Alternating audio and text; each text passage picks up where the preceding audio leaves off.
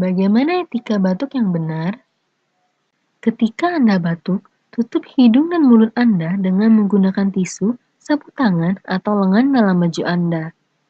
Segera buang tisu yang sudah dipakai ke dalam tempat sampah. Lalu, cuci tangan dengan menggunakan air bersih dan sabun atau pencuci tangan berbasis alkohol. Atau gunakan masker.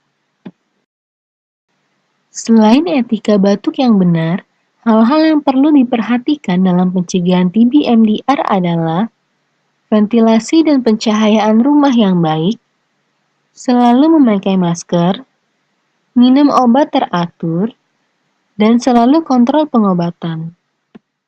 Created using Powtoon.